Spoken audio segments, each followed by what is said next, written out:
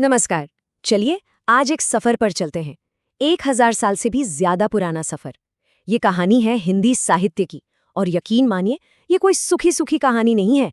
इसमें युद्ध है, भक्ति है, बगावत है और हाँ, आधुनिकता की एक जबरदस्त टक्कर भी। तो आइए शुरू करते हैं। तो सबसे पहला और सबसे जरूरी सवाल, हिंदी साहित्य आखिर शुरू कब हुआ? अब ये सुनने में तो बड़ा सीधा साधा सवाल लगता है ना? पर इसका जवाब उतना सीधा है नहीं। सच तो ये है कि बड़े बड़े इतिहासकार आज भी इस पर बहस करते हैं कि आखिर वो शुरुआती लकीर खींची कहाँ जाए। और इस उलझन की जो सबसे बड़ी वजह है ना, वो है खुद भाषा। देखिए, आज हम जो हिंदी बोलते हैं, जिसे खड़ी बोली कहते हैं, वो हमेशा से साहित्य की भाषा नहीं थी। बिल्कुल नहीं।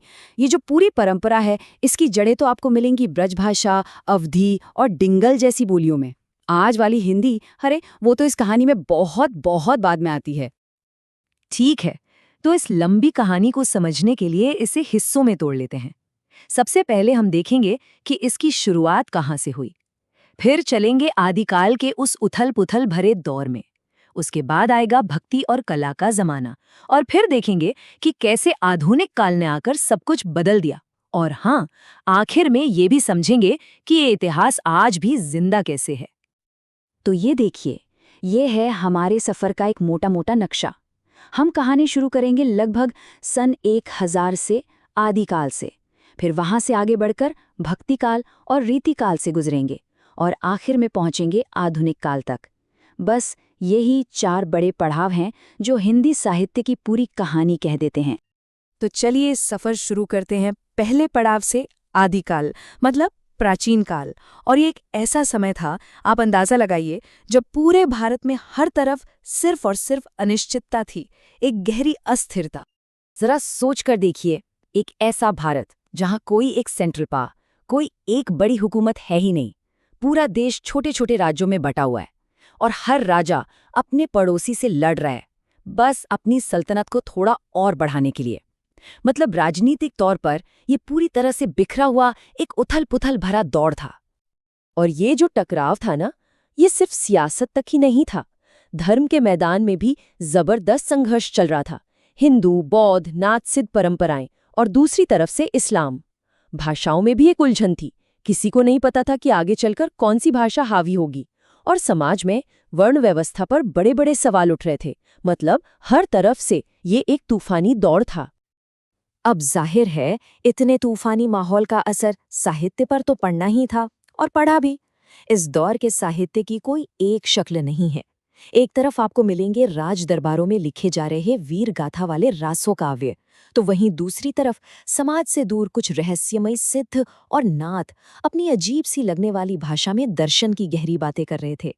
मतलब साहित्य भी ठीक उसी समाज की तरह पूरी तरह बिखरा हुआ था। अच्छा, तो आदिकाल की इस उथल-पुथल के बाद कहानी एक नया मोड़ लेती है। अब हम आते हैं मध्यकाल में। ये काफी लंबा दौर है, तो इसे हम 2 एकदम अलग-अलग हिस्सों में बांटकर देखेंगे।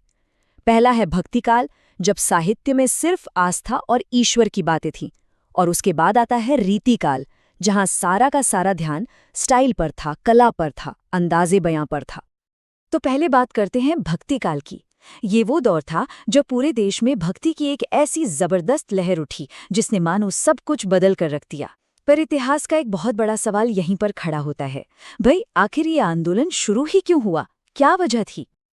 और इस सवाल को लेकर ना 2 सबसे बड़े विचार हैं जो एक दूसरे के आमने सामने खड़े हैं। एक तरफ है आचार्य रामचंद्र शुक्ल। उनका मानना था कि ये जो भक्ति आंदोलन था, ये इस्लामी शासन के खिलाफ एक प्रतिक्रिया थी। मतलब जब समाज हार गया, हताश हो गया, तो उसके पास ईश्वरी आखिरी सहारा बचा। वहीं दूसरी तरफ है आचार्य हजारी प्रसाद द्विवेदी। वो कहते हैं नहीं, ये कोई प्रतिक्रिया नहीं थी, ये तो भारत की अपनी हजारों साल पुरानी सोच का एक स्वाभाविक विकास था, एक स्वाभाविक अगला कदम। आचार्य द्विवेदी का एक बहुत मशहूर कथन है जो उनकी बात को एकदम साफ कर देता है। वो कहते थे कि भक्ति की जो धारा है, वो तो भारत की जमीन में हजारों साल से बही रही थी। ये बस सही वक्त पर और मजबूत होकर सतह पर आ गई। उनके हिसाब से बाहरी हालात चाहे कुछ भी होते, ये तो होना ही था। तो भक्ति की इस गहरी आध्यात्मिक लहर के बाद साहित्य की नदी ने, कह सकते हैं, एक बार फिर से अपना रास्ता बदला।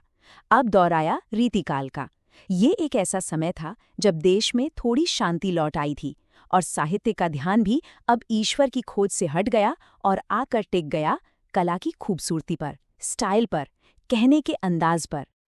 अब सोचिए जरा, लड़ाइयों का शोर थम चुका है, जो सत्ता के गलियारे हैं वहां भोग विलास का माहौल है, और साहित्य वो भी अब इन्हीं राज दरबारों की शोभा बढ़ा रहा है।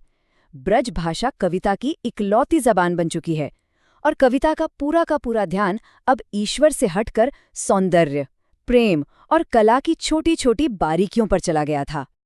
और फिर आता है आधुनिक काल, हिंदी साहित्य के इतिहास का शायद सबसे बड़ा, सबसे नाटकीय मोड़। ये वो दौर था जहां हजारों साल पुरानी परंपरा की सीधी टक्कर एक बिल्कुल नई आधुनिक दुनिया से होने वाली थी। और इस बड़ी टक्कर के बिल्कुल सेंटर में पता है क्या था? भाषा का सवाल। एक तरफ थी सदियों से कविता पर राज करती आ रही ब्रजभाषा, और दूसरी तरफ थी गद्य की एक नई ताकत बनकर उभर रही खड़ी बोली। ये एक निर्णायक लड़ाई जैसी थी, और उस वक्त सच में किसी को नहीं पता था कि जीत आखिर किसकी होगी। अब देखिए, ये जो इतना बड़ा बदलाव था, इसकी जमीन कई चीजों ने मिलकर तैयार की। भारत में अंग्रेजी शासन शुरू हो चुका था। कलकत्ता में फोर्ट विलियम कॉलेज ज्ञान का एक बड़ा केंद्र बन गया था। प्रिंटिंग प्रेस आ गई, जिससे किताबें अब आम लोगों तक पहुंचने लगीं। और हाँ, समाज सुधारकों ने भी एक नई सोच को जन्म दिया। इन सब चीजों ने मिलकर एक ऐसी लहर पैदा की जिसने साहित्य का चेहरा हमेशा हमेशा के लिए बदल दिया। और इस आधुनिक काल की जो औपचारिक शुरुआत है, वो मानी जाती है साल 1857 से। हाँ, वही साल, भारत का पहला स्वतंत्रता संग्राम।